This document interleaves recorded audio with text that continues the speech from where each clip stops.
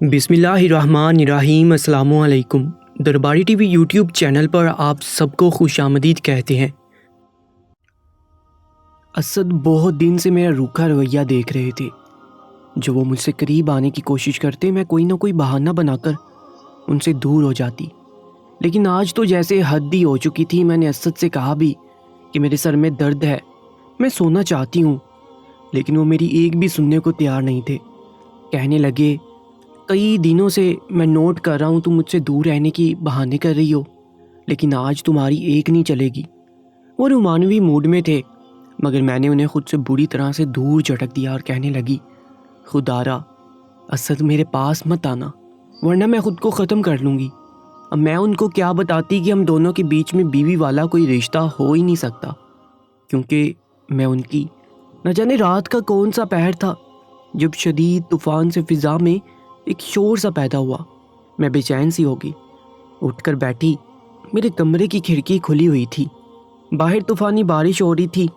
मैं उठी और सहन की जानिब खुलने वाली खिड़की को बंद करने लगी, लेकिन उसी वक्त मैंने खिड़की से बाहर देखा तो मेरी सास छत से नीचे उतर रही थी।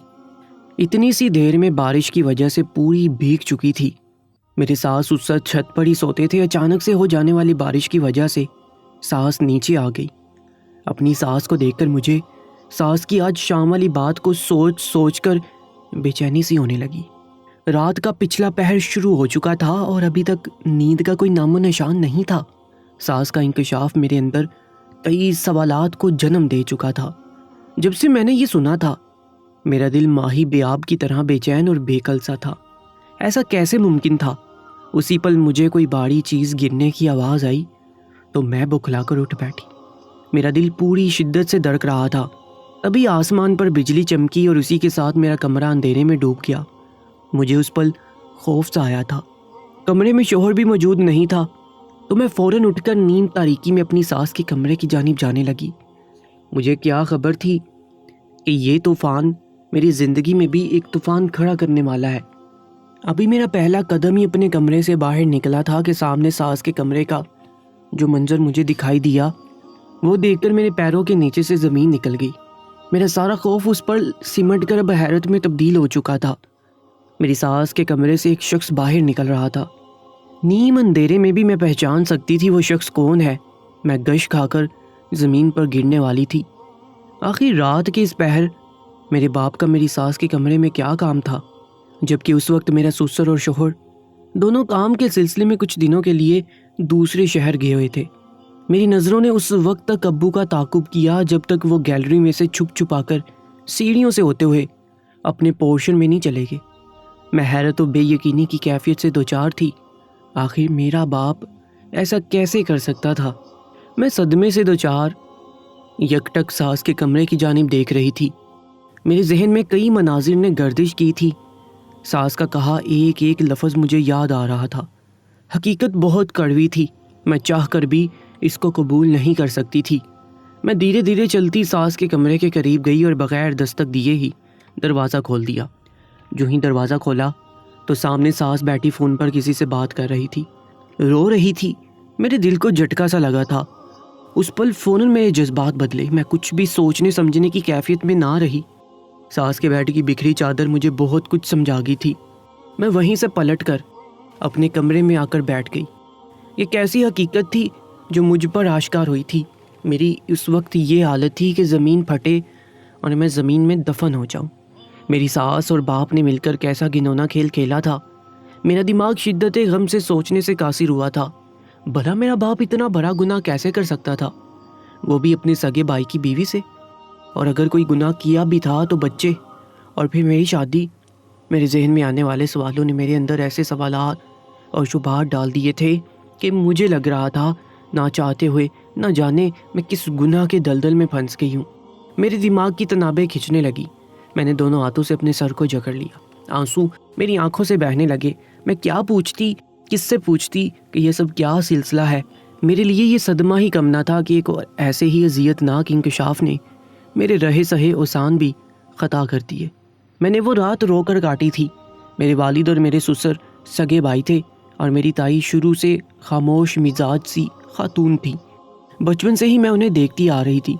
میرے تایا غصے کے تیز تھے۔ مجھے تو ہمیشہ یہی لگا کہ تائی اماں تایا سے گھبراتی ہیں۔ جب میں صبح اٹھی تو میری ساس نہا دھو کر باہر نکلی۔ یہ دیکھ کر مجھے ایک کراہیت کا احساس سا ہونے لگا۔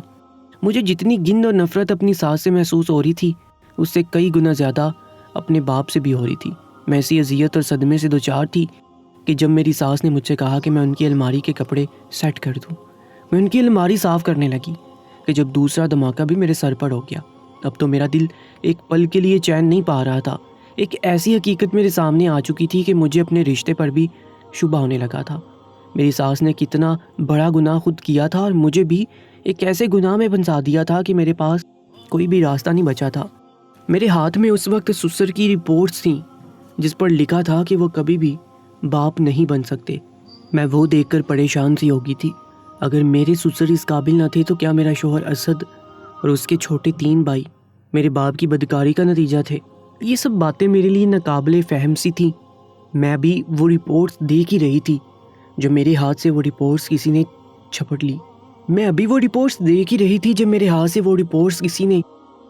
لی۔ میری ساس بڑے خطرناک تیور سے مجھے دیکھ رہی تھی۔ میری بات ابھی مکمل بھی نہیں ہوئی تھی تو وہ بول پڑی کہ خبردار اسے آگے اور کچھ مت کہنا۔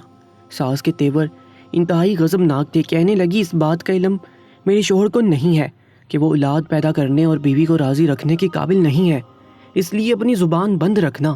اگر تمہاری وجہ سے میرا گھر برباد ہوا تو میں تمہیں بھی برباد کر کے رکھ دوں گی۔ میں بے تحاشا رونے لگی تھی، اتنا کہ میری ہچکی بند گئی۔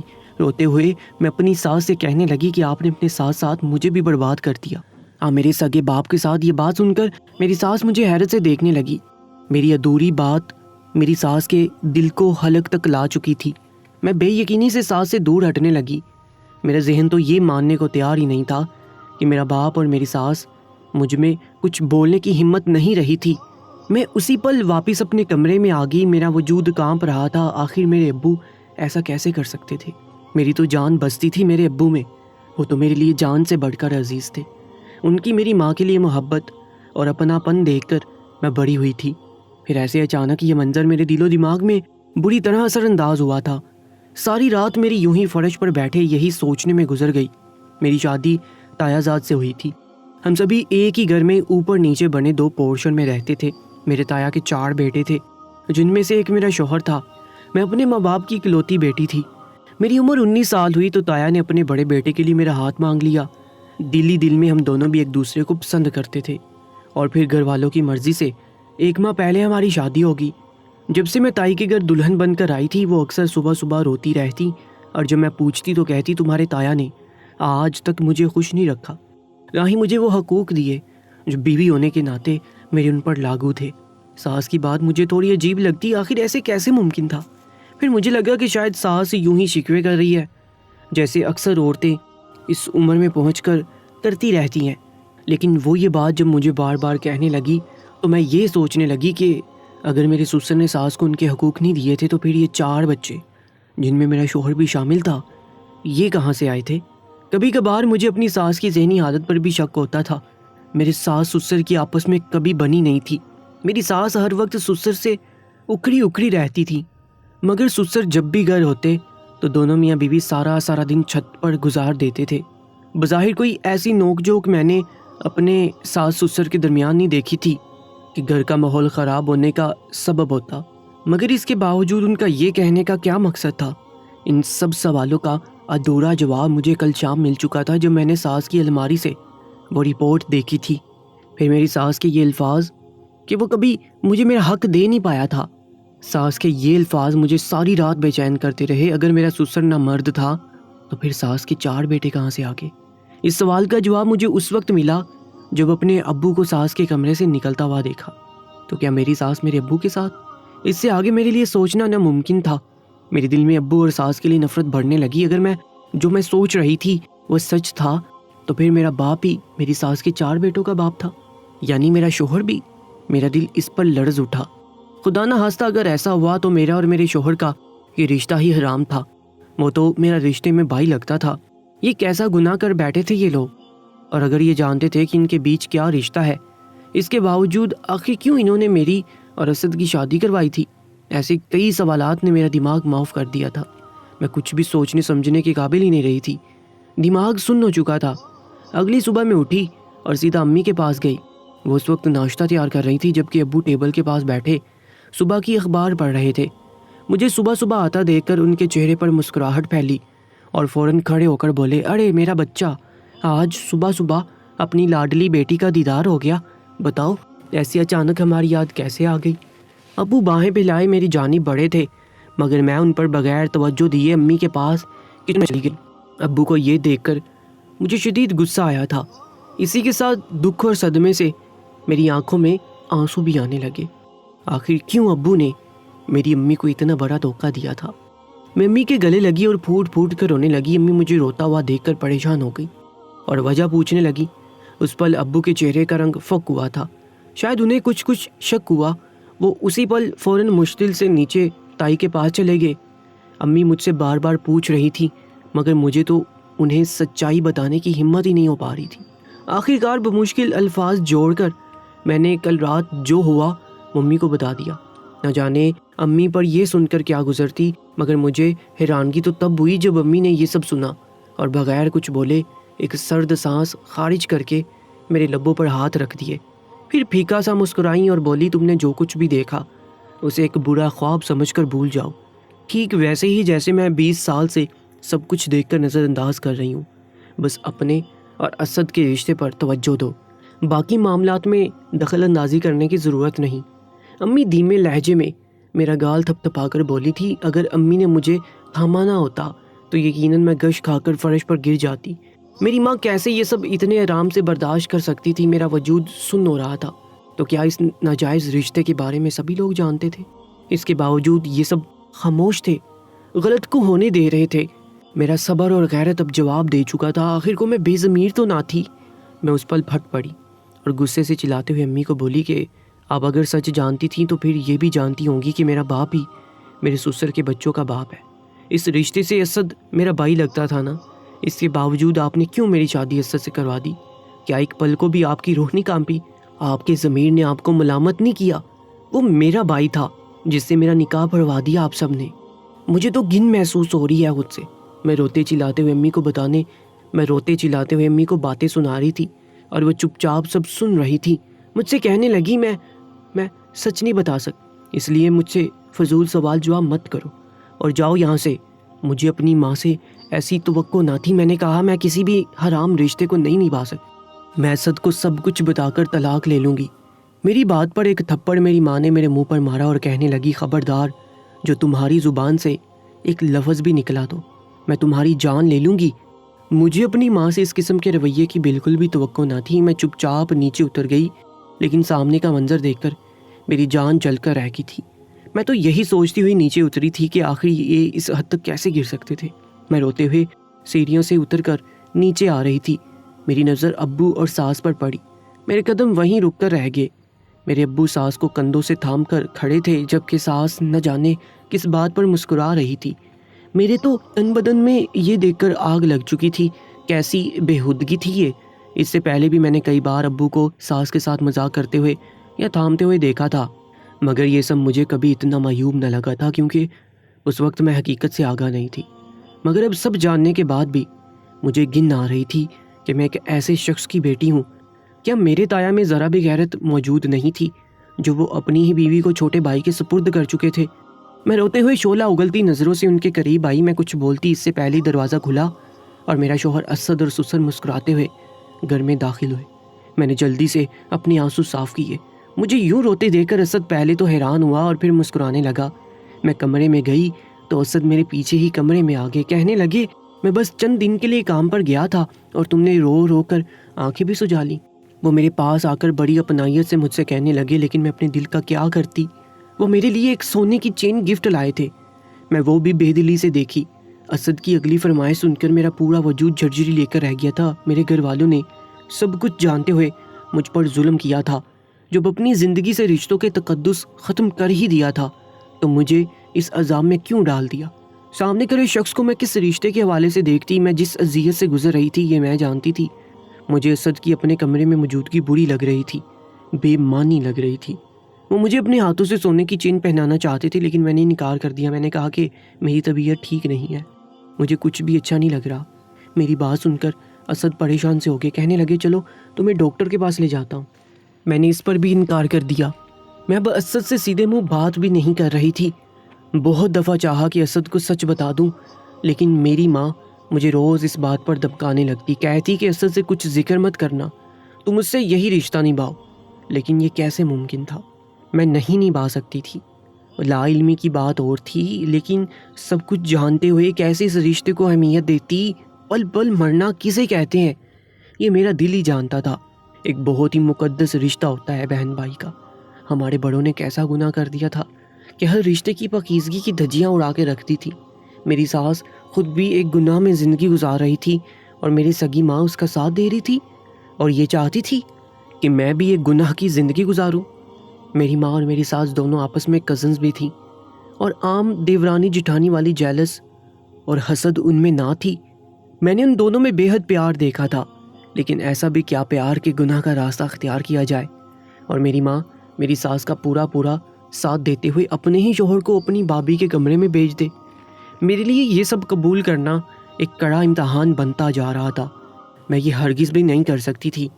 میں اسد سے دور رہنے کے بہانے کرنے لگی، لیکن یہ بھی کب تک چل سکتے تھے؟ اسد پہلے تو میری طرف سے فکر مند سے ہو گئے، بار بار مجھے ڈاکٹر کے پاس لے جانے کے لیے کہتے، لیکن اس کے بعد چپ سے ہو گئے۔ میری ہر حرکت کو نوٹ کرنے لگے۔ جیسے رات ہوتی میرا دل یوں ہوتا جیسے کسی نے مٹھی میں لے کر دبوچ دیا ہو۔ میں رات دیر تک خود کو کچن کے بے مقصد کاموں میں الجھائے رکھتی۔ اس وقت کمرے میں جاتی جب اسد سو چکے ہوتے۔ صبح بھی ان کے جاگنے سے پہلے اٹھ کر کمرے سے باہر نکل جاتی۔ وہ کئی بار مجھ سے میرے رویے کی شکایت بھی کر چکے تھے، کئی بار مجھ سے باہر ڈنر کا کہہ چکے تھے، کیونکہ ہماری شادی کو بس 1 ماہ ہی ہوا تھا، لیکن وہ مجھ سے محبت بھی بہت کرتے تھے۔ میں ہر بار انکار کر دیتی تھی۔ میں کس اذیت سے دوچار تھی یہ میں جانتی تھی، لیکن ایک دن میرے ساتھ وہ ہوا کہ رات کو میں حسب معمول 1 بجے کمرے میں آئی تھی۔ اسد سو چکے تھے۔ میں بھی دبے پاؤں اندر داخل ہوئی کہ کہیں شور سے اسد کی آنکھ نہ کھل جائے، لیکن جیسے میں بیڈ پر لیٹی اسد نے مجھے اپنے حصار میں لینا چاہا۔ میری جیسے جان ہی نکل گئی تھی۔ میں نے اسد سے کہا بھی کہ میرے سر میں درد ہے، میں سونا چاہتی ہوں، لیکن وہ میری ایک بھی سننے کو تیار ہی نہیں تھے۔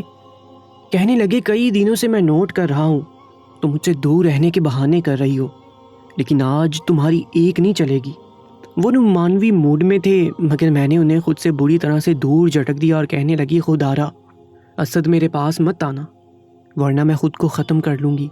اب میں ان کو کیا بتاتی کہ ہم دونوں کے بیچ میں بیوی والا کوئی رشتہ ہو ہی نہیں سکتا، کیونکہ میں ان کی میرا ایسا سخت رویہ دیکھ کر وہ غصے میں آئے، کہنے لگے کیوں نہ آؤں تمہارے پاس، بیوی ہو تم میری، اور ہماری شادی ہماری باہمی رضامندی سے ہوئی تھی۔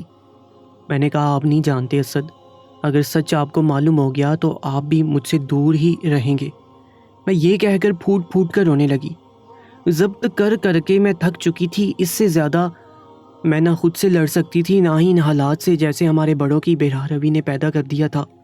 مجھے یوں روتے دیکھ اسد میرے پاس آگے، کہنے لگے کیا بات ہے مجھے بتاؤ۔ میں نے روتے ہوئے انہیں سب سچ بتا دیا۔ میری بات سن کر وہ مجھے حیرت سے دیکھنے لگے، کہنے لگے تم کیا بک رہی ہو، شرم نہیں آتی تمہیں؟ میری ماں پر ایسا گھٹیا الزام لگاتے ہوئے میں نے کہا میں سچ کہہ رہی ہوں، میں انہیں ثبوت بھی دینے کو تیار ہوں۔ اگلے روز میں نے انہیں اپنے سسر کی رپورٹ بھی دکھا دی۔ اسد اپنا سر پکڑ کر بیٹھ گئے تھے۔ وہ بھی شاید اسی کیفیت سے گزر رہے تھے جس سے اب تک میں گزرتی آئی تھی۔ رات کو جب میری ساس و سسر اوپر چھت پر گئے تو میں اور اسد بھی ان کے پیچھے چلے گئے تاکہ سچ معلوم ہو سکے، لیکن ایسا کچھ بھی سامنے نہیں آیا۔ اوپر 2 چارپائیاں بچھی تھی اور میرے سسر اور ساس وہاں لیٹ کر سو گئے۔ جیسے ہم چھت سے نیچے اترے میرے والد میری ساس کے کمرے میں دبے پاؤں جا رہے تھے۔ یہ دیکھ کر اسد کا تو غصے سے چہرہ لال ہو گیا۔ اسد نے انہیں پکڑ کر چلا کر پوچھنا شروع کر دیا کہ وہ یہاں اس وقت کیا کر رہے ہیں۔ وہ ہونک سے ہو گئے۔ شور کی آواز پر سبھی اٹھ گئے، لیکن پھر ہماری آنکھوں نے دیکھا وہ حیران کن بات تھی۔ میرے سسر اور ساس بھی شور سن کر نیچے آ گئے، لیکن جب اوپر کے پورشن سے میں نے امی کے ساتھ ابو کو بھی نیچے اترتے دیکھا تو میرے ہوش ہی اڑ گئے۔ اگر ابو امی کے ساتھ تھے تو یہ شخص کون تھا جس کی شکل ہو ابو سے ملتی تھی؟ اصل میں میرے والد میرے تایا کے سگے بھائی نہ تھے، وہ ان کے کزن تھے اور جڑوا بھائی تھے۔ بچپن میں ان کے والدین حادثے میں مر چکے تھے، اس لیے دونوں جڑواں بھائیوں کو میرے سسر کے والدین نے پالا تھا۔ میرے چچا میری تائی کو شروع سے پسند کرتے تھے، لیکن ان کی شادی تایا سے ہو گئی جو ایک نامرد تھے۔ تایا کی شادی کے بعد میرے چچا گھر چھوڑ کر چلے گئے۔ اس کے کچھ سالوں بعد میرے والد سے میری والدہ کی شادی ہو گئی، لیکن چچا میری تائی سے غلط تعلقات رکھنے لگے تھے۔ اس بات کا علم میری والدہ کو بھی تھا۔ وہ میری تائی کی کزن بھی تھی اور دوست بھی۔ تایا اولاد نہ ہونے کا الزام تائی پر لگاتے تھے، اس لیے تائی نے چچا سے غلط تعلقات قائم کیے اور انہی سے 4 بچے بھی پیدا کیے، لیکن ظاہر یہ کیا کہ وہ تایا کے بچے ہیں۔ سچ سامنے آتے ہی میرے تایا یہ سہ نہ سکے اور ان کا ہارٹ فیل ہو گیا، لیکن حسن نے چچا کو بھی دھکے دے کر گھر سے نکال دیا اور اپنی اور میری والدہ سے بھی بات چیت ختم کر دی۔ کہنے لگے کہ انہوں نے کیوں اتنے بڑے گناہ کا ارتکاب کیا اور اب تک اسی گناہ کو قائم کیے ہوئے تھے۔ دوستو، ایسی ہی سچی کہانی اور واقعات کے لیے ہمارے YouTube چینل کو سبسکرائب کر لیجئے گا۔ اپنا بہت زیادہ خیال رکھا کریں۔ اللہ نگہبان۔